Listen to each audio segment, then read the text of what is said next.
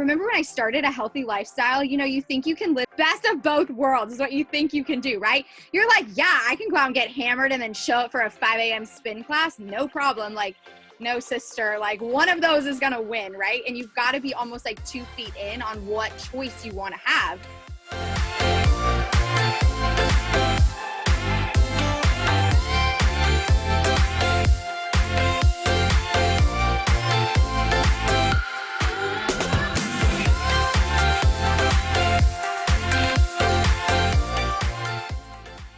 All right, everybody, what's up? Welcome to this week's episode of It Takes Grit. This has been a podcast that has been in the works for a long time. She has had no prep. She has no idea what's going on. And for the first time ever, I'm doing a Zoom call. It's asked for a password for my guest to come in. Mel Clark, I gave you the password. You're now in the door. Welcome. Oh my gosh, you know what? Now that I have this password, I am never leaving. I'm just going to pop in and say hi anytime I want.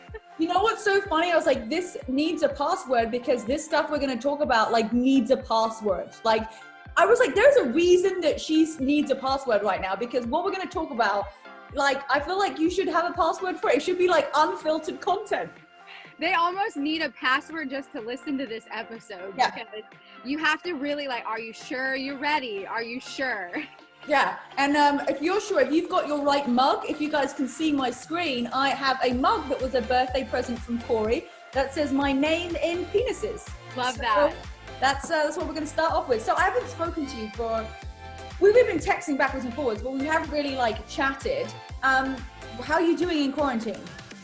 Wow, well, you know, I'm the most naked I've ever been. All of my lashes are officially off my face, and Brian got to see me for the first time with my real lashes, and I was like, okay, are we still together? Are we still together right now?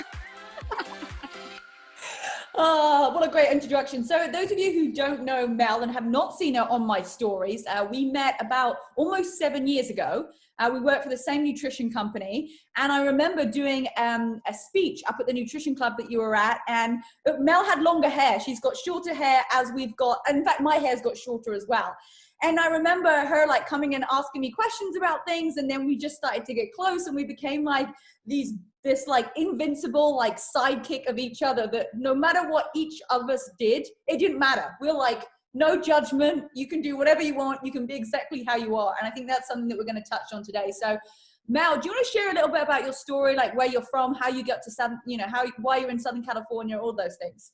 Yeah, so I'm born and raised in Cali. I've never known really anything other than this amazing weather that we have, nor would I actually really want to try. You know, and I've always grown up being super athletic. I was always like the grade A student. I was always the one that did all the group projects for everybody. And, you know, when everyone else went away to college, or I think you call it university, right? When everyone else went away, I didn't. And I was kind of lonely and I was like, what the heck? Like, this sucks. Like, none of my friends are left. And I started gaining all this weight, and I reached out to this girl that I saw on Instagram talking about how she was losing weight. And I said, listen, let me try. And you know what? It started to work for me. I started to gain confidence. I started to like fall in love with fitness. I started finding friends, which is like an actual science to itself, right? They have apps now you can find friends. It's that serious, right? And I just started really sharing my journey on social media, and boom, this whole kind of side hustle started building, and now it's turned into career level income. And so now like it's just so dope, like what we really get to do. Sometimes I pinch myself. I'm like, you mean to tell me I just get to live my life and talk about how I'm living my life and inspire you to live your life, and that's how I make money? Like, sign me up a million times. So it's been epic. And Rebecca's been you've been such a huge pillar of me just really taking on my own voice and building it into something bigger. Our podcast just went live yesterday on Apple Podcasts. So so epic just to see this thing keep evolving. So I literally live my life through social media and basically have earned a living from doing that. That's so awesome. So how's quarantine been? Because you and Brian are now, you know, you and the boyfriend are now living together. And so you were kind of like living together a little bit. We're going to talk about relationships and like the ups and downs of those too. But like now you're actually, because you had a place in Huntington Beach, but obviously with quarantine, you're like, we don't want to be separated quarantine. We're going to be living together. How is it?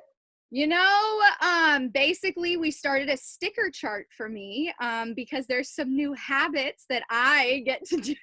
When you start living with someone and you don't realize the things that you normally do would maybe like irritate the other person. Okay.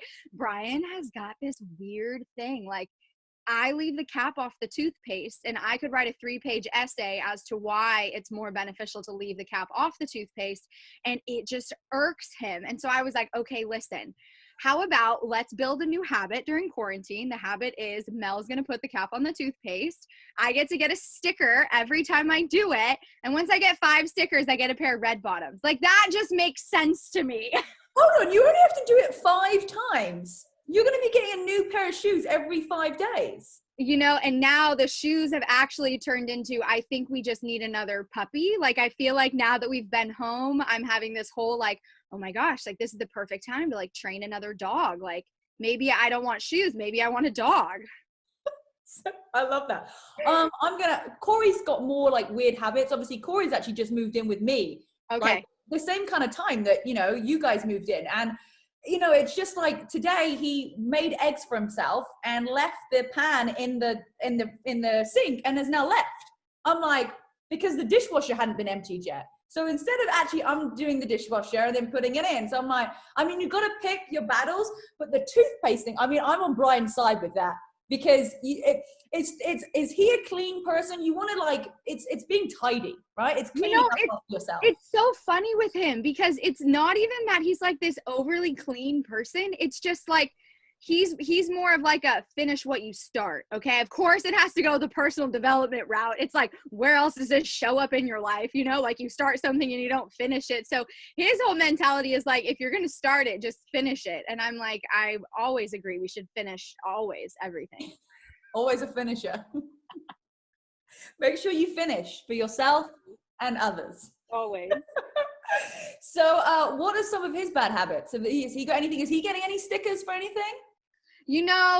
I feel that for him, it's just more of like a sticker in a physical form, if you know what I mean, instead of actually the 5 little stickers, he gets like some extra naked Mel time. Yeah, extra naked, not just the lashes, but maybe some other nakedness going on. But, for him, it's funny. I think it's more of like the video games is more of the habit that I'm like, can we break this up a little bit? Can we actually take a break? It's like when you walk into the house and it's like surround sound of gunshots, you kind of don't want to walk into the house with that. That's so funny. So how are you feeling without the lashes? I kind of forgot what the shape of my eye looked like without the lashes. And I was like, I feel like I look permanently sad right now without them. I keep telling Brian, like with my hair this short and no lashes, I feel like a little boy.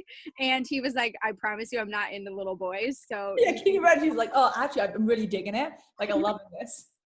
But no, it's actually been really nice. Like, I haven't rubbed my eyes in like 5 years because I've always had lashes on. So it's nice to rub my eyes finally. But it's a nice break, just to kind of take a break.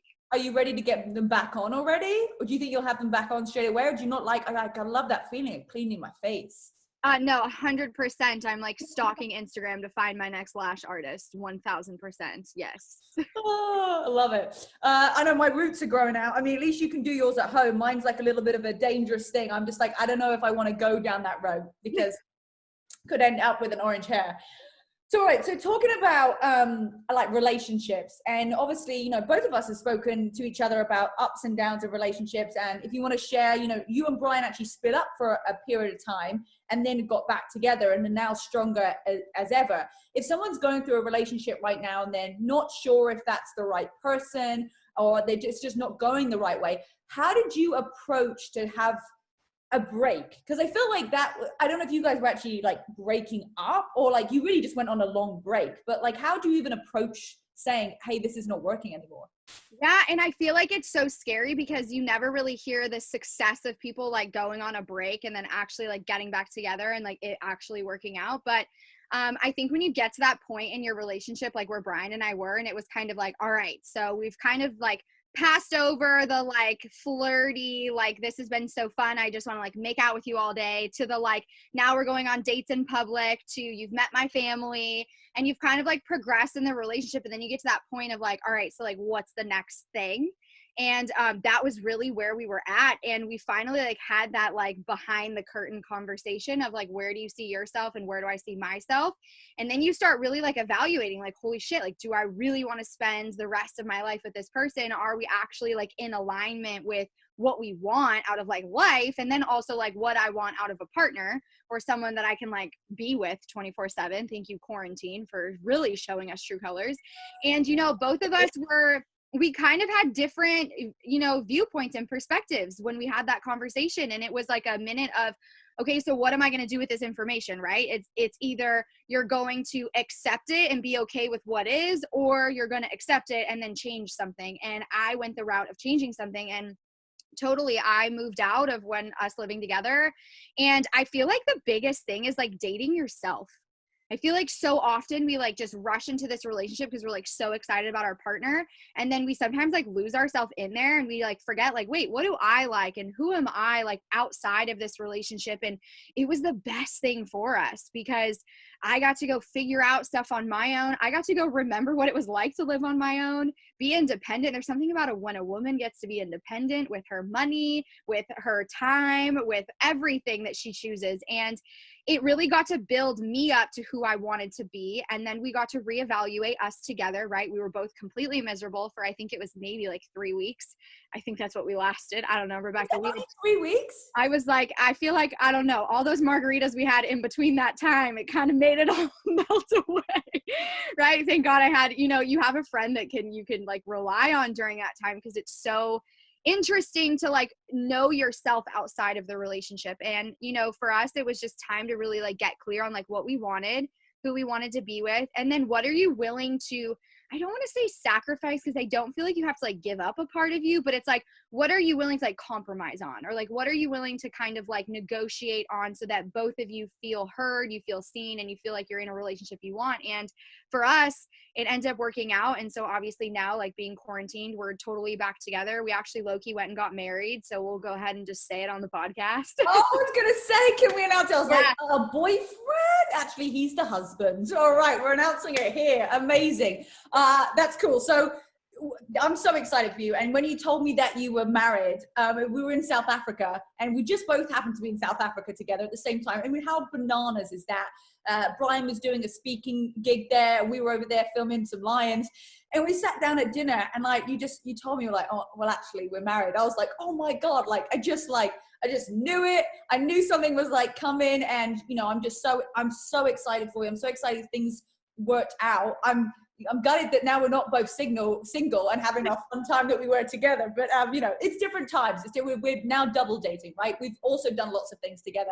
But one of the things that, you know, a lot of times people say, well, my values and my goals like aren't aligning with the other person. So what were those things that you weren't aligned on? And then how did you overcome them? Yeah, so definitely the first thing, you guys, which is so crazy, is I asked him, what does like marriage mean to you? And what does marriage mean to me? And we got to have that whole conversation. And that in itself was like a mind-blowing conversation, because both of our past experiences, right, of like what our parents went through and like that whole thing, it's like we all have our own understanding of like what marriage is and what it looks like. And it wasn't until we actually had that conversation where we defined what it meant, what it felt like, what it looks like for us, that I was able to be like, oh my gosh, because originally Brian never wanted to get married. Like this was never something on his radar. Like he didn't want it. He got to see what his parents went through and had, you know, multiple marriages on both sides. And it just wasn't something that he was interested in. So it was like you know, one of us wasn't right or wrong. It was more of like a seeking to understand where the other person was at in their own values and their own understanding of things. So the first thing was like figuring out what marriage meant. And then the next thing, when we went over like, what are your goals in the next 5 years, we really got to see like what was important to each other. Right. And so for him, it might have been like an up-leveled life, right? Which I'm sure you talk a lot about in your book, Rebecca, which is like just getting your life to that next level, like the next level in your development, in your finances, and who you are as a person, just like growth. And that was really like important to Brian. And for me at the time, I was like, I want to have babies. Like, I want to have babies and I want to be married and I want to be like the cute little American life. Well, kind of not really because we're, you know, mixed races, but you know, like American life. I was like, Brian's a decent sized black guy. You've got a shaved head and you're white. Yeah, like you're a little bit of a mixed, yeah, and you've got tattoos all over yourself. So no, the middle class of like middle America, 2-picket fence. I don't see that. But anyway, yeah, no, you would make really cute babies if you ever decided that that's something you wanted in the future. But you did at the time. And so this was one of the first things that I was like, this is what I really want. This is a value that is important to me. And that was one of the big conversations that we didn't see eye to eye on. And during the time that we weren't together, I was able to really ask myself, like, why do I really want kids? Like, what do kids really mean to me? Like, why do I feel so responsible for having babies? And I got to do a lot of inner work on what that meant for me. And we both were able to come to an understanding of each other. And again, it wasn't to say that I don't feel like I sacrificed anything in order to be with him, nor do I feel like I was convincing him just to be with me. You know, this was both like a powerful decision we both made on our own inner work that we did. And we were both able to say, he was like, okay, I see the value in being married and I want to be married to you. And then I was able to see, like, I understand why I felt kids was something I needed to accomplish because my number one value is success. And to me, kids meant success. I know there might be some controversy on that, but to me, it was like kids meant that I was successful because I'm a woman and I had kids and hey, yo, there's success.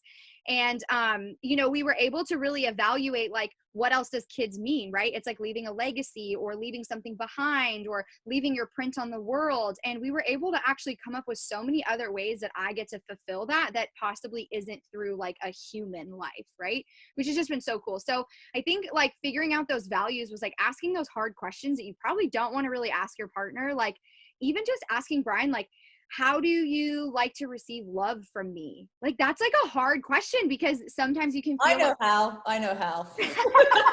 right? You're like, I exactly know how. But, you know, it was interesting to hear what he said is like, actually, when you take out the trash, it really means a lot. I'm like, no way. Okay, I'll do that. Awesome. You know, just like to you be naked at the same time. Yes, I will do that with no lashes on too. They'll be extra naked for you, right? So I guess it's just asking those hard questions, finding out what's important to each other. And it's not to have this conversation of like, you're wrong, I'm right. It's just a conversation of like, I just want to get to know you like on that deeper level. Like, what is it that you want so that I know that I'm not leading you down a rabbit hole? Totally. You know what's weird? I had a dream last night that I had a baby. Well, I didn't have it. I adopted a baby, right? I'm holding this baby. It's like, I don't know, a month old. I don't know what they look like at a month old, but it was about this big. And then Corey, he was outside and he had another adopted child that was about 4. And then I remember being in the house and going, oh my God, I've forgotten the baby's on the floor. And I went over and it was like it almost died. And I was like, oh God, no. And I managed to like bring it back to life. That was my dream this morning. So maybe that's telling me I'm also not ready for a child because I wouldn't be able to take care of it. But yeah, Corey's all about the babies. I remember he told me, first of all, he wanted 4. I was like, you do realize, you know, where that's got to go through. So we'll see. I've always wanted to adopt a child. That's been my thing. Corey's been always the one that wanted to actually have his own kid, but I'm not too bothered about that.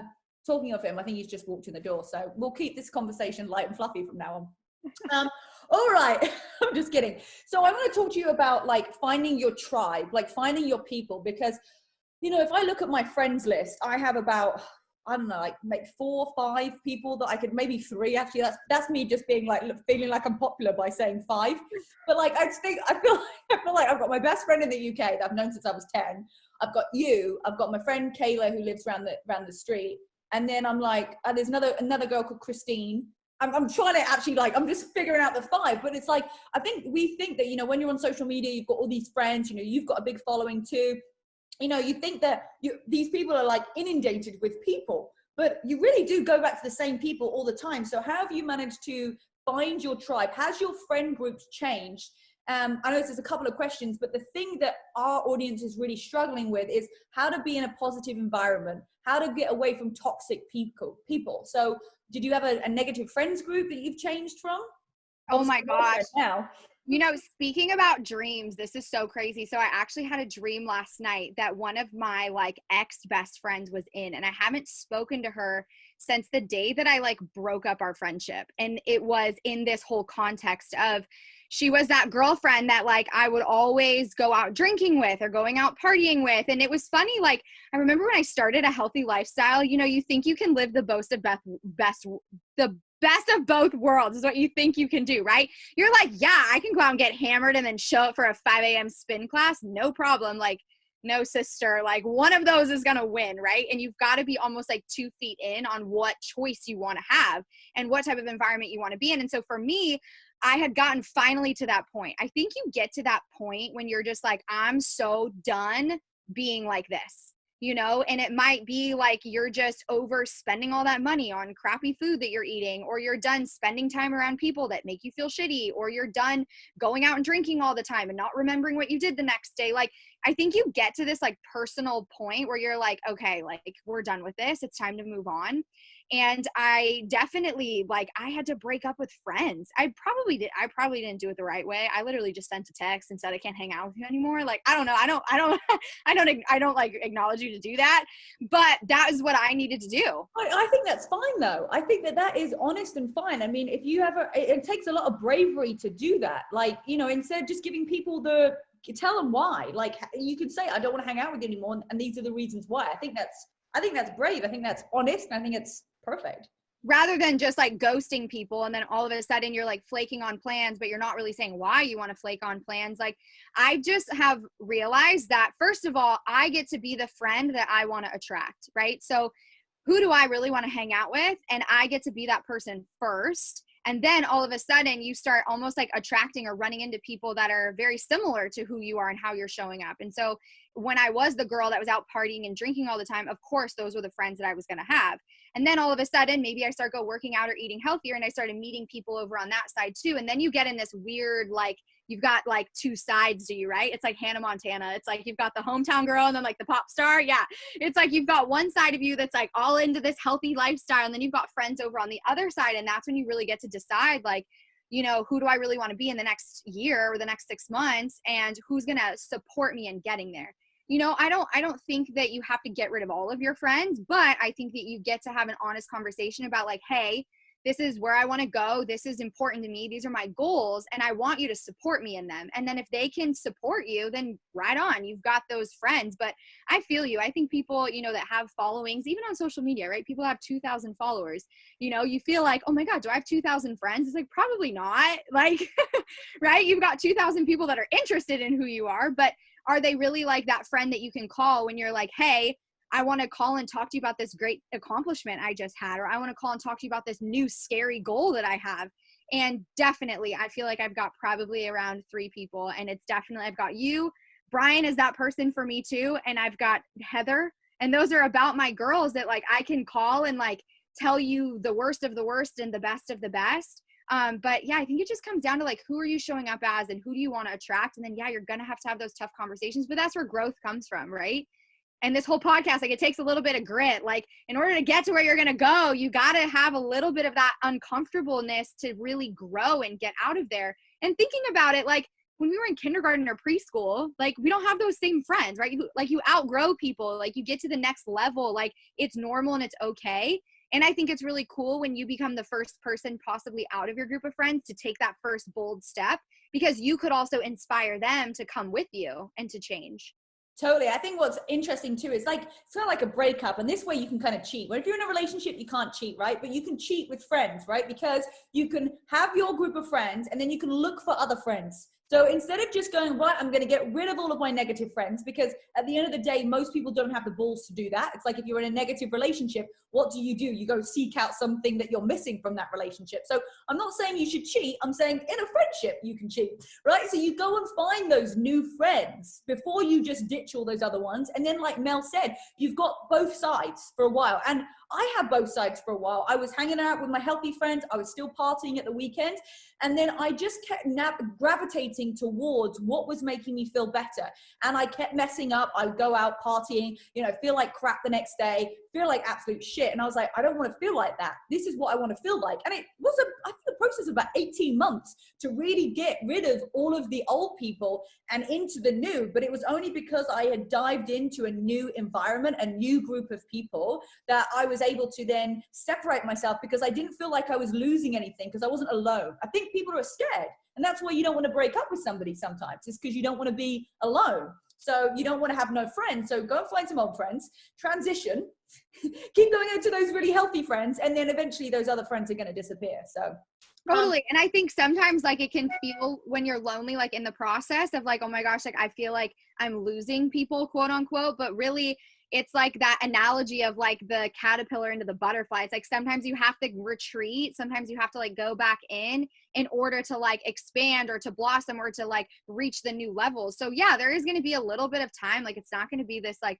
transition all of a sudden, right? And like all relationships, they're like about give and take, and they grow. Like you don't just go on like one date and marry the guy, right? You like kind of like go back and forth for a while. And friendships are the same way. Like you'll probably meet some people and then maybe like not see them, and then as you like learn that your interests are similar, you start hanging out and doing more and more and more, and then all of a sudden you've got this whole new group of friends. yeah, and what I love about our friendship is that I could literally tell you anything and you won't judge me. You'll probably give me some advice if I ask for it. Like, and I remember we had this conversation, you came over to my house, and we can chat forever. Like if you get us on a night out, nobody else will be talking, it'll just be us two.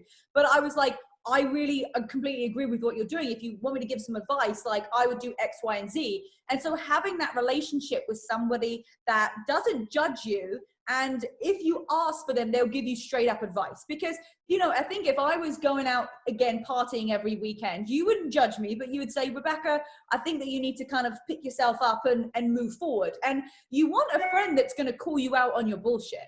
Like you do need that, but you also don't need people to judge you. So it's hard to find those people. Like, you know, I have people, you're one of the persons that, you know, I can tell anything to, I could do anything, and you're not going to go, oh my God, Rebecca, that was really bad. You'd be like, oh, I've done that too. So yeah, right. It'll be like, oh no, that's the way I've done it in the past. That's interesting. You did it that way. Right.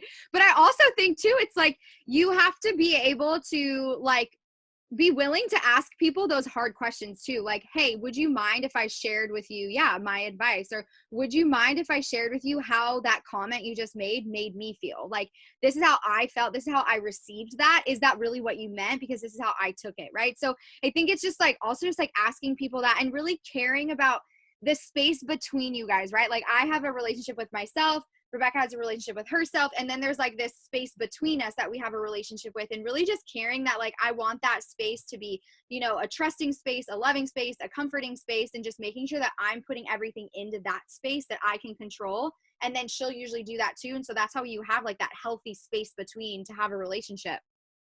yeah, one of the things we were speaking about today on the live, on the Instagram live, YouTube live, was about, you know, having like anxiety. And, you know, I feel like both of us has suffered with some form of anxiety, and still it can creep in, but we know how to manage it now. What have you done to not compare yourself to other people and to kind of deal with some anxiety?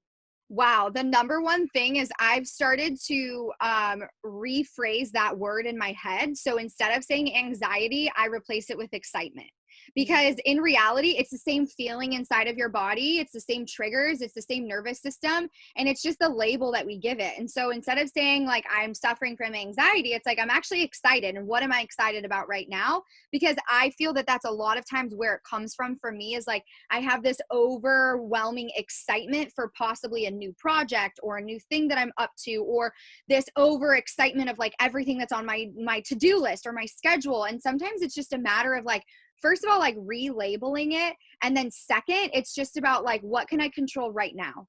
What can I focus on right now? Because I think when we are like overly anxious or overly excited, it's because we're living in the future of like what possibly could happen or what could happen. But in reality, we can only control like what's in this moment right now. And it's just about getting grounded, getting present. Like, did you take an inhale that you actually recognize you took an inhale, right? Like just like calm yourself down, like get grounded in the moment. Like, what can I control right now? And also like, what is true right now. I think a lot of times we create these stories in our head of like, oh my gosh, and then this is going to happen, and then that's going to happen, and then what if this happens? What if it's like, okay, but what has really happened? Like, what's the truth of the situation that you're going through? But I also think anxiety is just a part also of just the society that we have. Like, everything is so fast paced, everything is so go, go, go, instant gratification. So it's also like giving yourself grace. Like, just know that like all of us experience it to some extent, and you're not alone. Like, we're all in this together. Yeah, it's just taking a breath. Like, it's just like, but I love that it is, because if you think about it, excitement and anxiety, it's that same feeling. It's that buzzing feeling. Like, well, you can sometimes feel like you're anxious, but you're actually excited. And sometimes that you're excited and you're like, this feels like anxious. Like, it's all over the place. So it's like taking that deep breath in. And I do a gratitude journal every day that really just puts life into perspective for me. I think when you realize how great you have it and all of the amazing things that are happening for you right now, it like really just changes your mindset. I don't know if you saw my post that I did, but I was talking about what underwear people are wearing in quarantine. What type of underwear do you have on right now?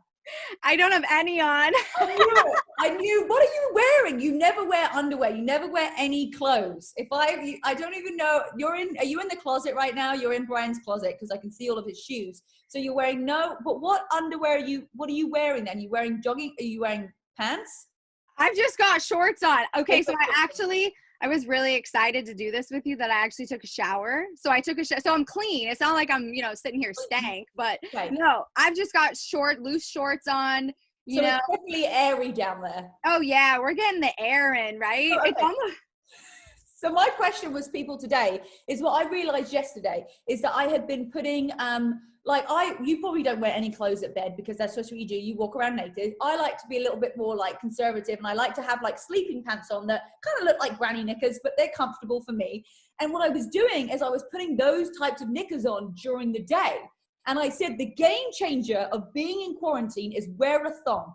Productivity starts with wearing a thong during the day. Sleeping pants are for at night, okay? Not your granny comfy pants. So what do you sleep in? You sleep naked? Yeah. And then during the day, you've got a thong on? Yeah. If wearing comfy pants, are you wearing comfy pants? Yeah, if I'm putting some underwear on, some panties on, it's definitely the thong, because for me, and I get the very like, the ones that sit really nice up against the skin. It doesn't like push in to make you look like you have a muffin top. It's like those really like thin material. Yeah, like there's just a super comfortable. It's funny actually, because living with someone else and they have to like see your underwear, hello, right? And they like do the laundry, they really get to see your underwear. And I had to like actually help Brian understand why I hate certain ones and then why I love the others. And so now if he sees some of the old ones I don't like, he's like, these are not the good ones, right? We can throw them away. And I'm like, yes, this is why I married you. Oh my God, that's detail. That is attention to detail. So tell us, which are they? What brand are they? So honestly, is there any other brand besides Pink? Like, I am very open. Victoria's Secret, yep. I mean, I feel like Victoria's Secret, I told Brian, I was like, if we really want to build a business right now, it should literally be a competitor for them, because I feel like it's a monopoly. It's a panty monopoly right now. Yeah. They have all the panties. I've tried Target. It's just not happening for me, so yeah, Victoria's Secret is the place to go. But the thing is, I like the thick, all like one material, right? Super, just like lay up against the skin. We'll have to do a FaceTime later just to double check we've got the right ones on. Yeah. Or it's just the one where it's like literally the one string and a string down the butt crack. Like that's about it. But the ones that have got like multiple strings on the sides that like push all into you, I don't know. Yeah. Too much. So now you're married. Has anything changed? Man, I remember you said to me the other day, you were like, well, now we're married, we can try anything, because I can say weird shit and he's not going to turn around because he's stuck. Yeah, I definitely think it was almost like, I don't think anything changed. It was like almost a sense of relief that like, okay, like I'm going to fart and you're not going to walk away. And like, like you're still going to text me back if you smell like me, it's fine. So I definitely think there's like this sense of relief. Because you just know that like this person's with you. If they don't want to be with you, it's a really hard process to not be with you, right? And just for a fart as well. Yeah, right. And just over like a fart of some sort. But yeah, it's definitely like a sense of relief. I feel like excited now. Like I'm like, oh my gosh, like you're my husband. Like we can try things now. Like we're married, which has been fun. I've actually been getting like a lot of like couples books. because now I'm like really excited. Like I feel like our marriage is like this project that I like get to always work on and like get to do, you know? And so it's been fun to like get books, and I'm like, how can I make us have like the best marriage? It's like I have this competitive part of me that's like, I want to have the best marriage that's out there. Better than anybody's. Like our marriage shits all over your marriage. Like that's the type of like competition that comes out. And I'm going to help you have a marriage like mine, right? Yes. There's always going to be that part too. Like I'll teach you how we got there. I'll teach you how we kicked your ass in marriage, but you know, we're still number one. Yeah. Okay, I love that. So it's like a project now, because you're like both invested. It's like we're in this together. So there really is something different about getting married and making that commitment.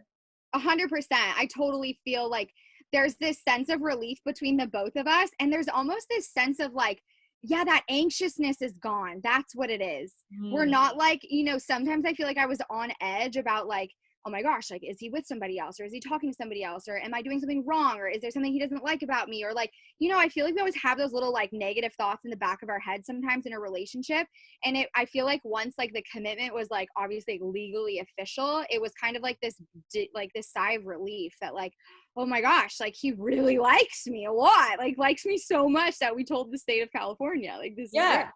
And that's so nice. It's almost like that, it's that trust thing, isn't it? It's like now we're like committed, and you're not worried about like, do they want to be with me forever? Do they really like me? Do like, you know, why are they even with me right now if they haven't, you know, it's all these things. So I understand what you're talking about, and it's amazing that you're now like having it as a project, something you're working on. So not everybody knows, it's not complete public knowledge. You haven't posted that you are married.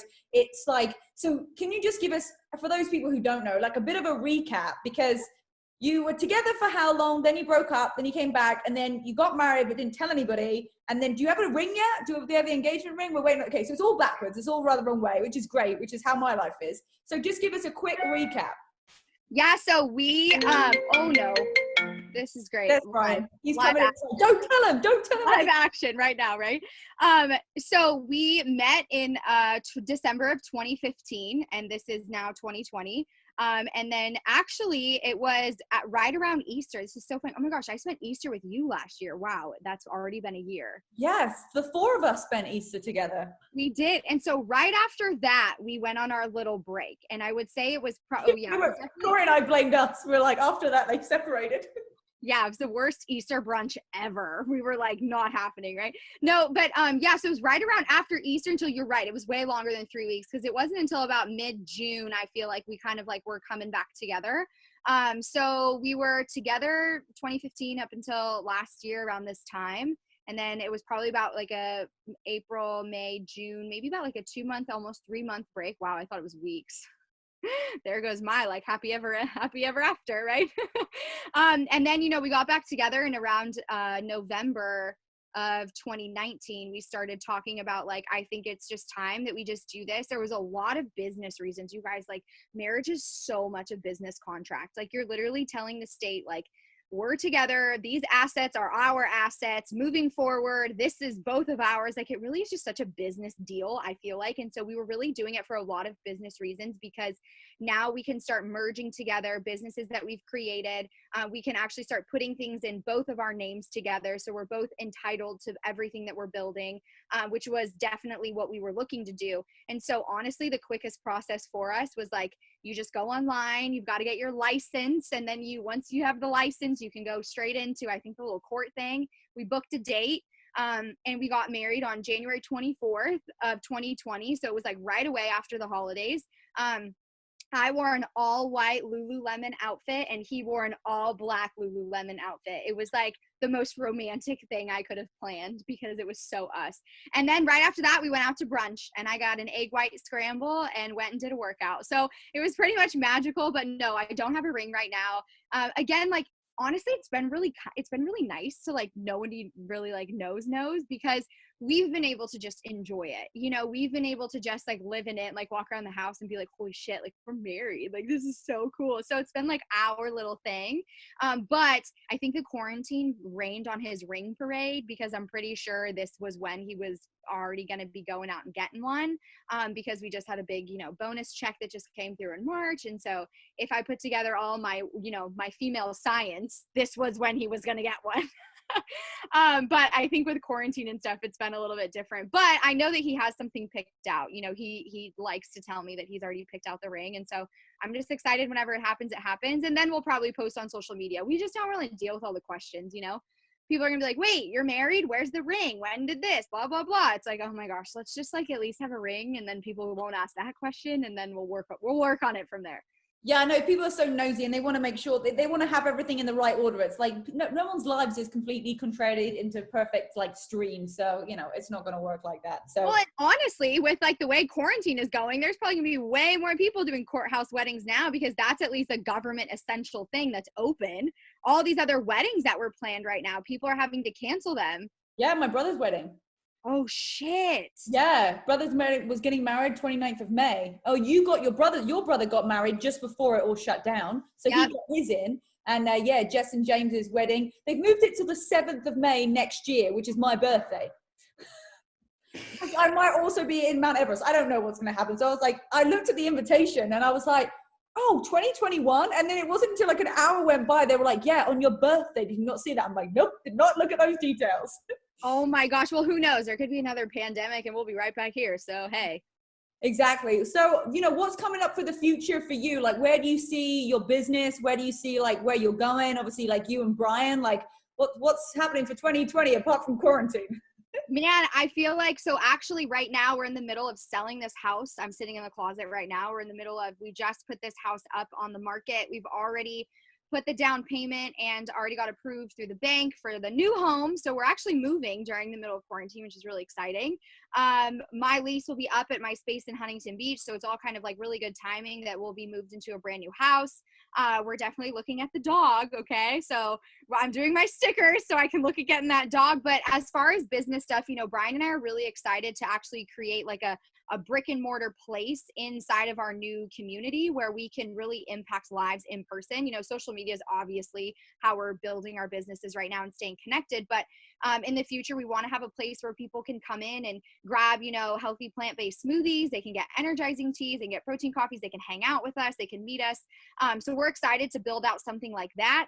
And then personally, I'm just really excited to pump out some more content during all this quarantine time to really just help more people have access to whatever it is that they're feeling they're missing in their life right now, whether they feel like they're, you know, wanting to improve their health, whether they're wanting to improve, you know, their income, maybe they're looking to build a side hustle. So that's kind of where the space came from, creating the podcast right now.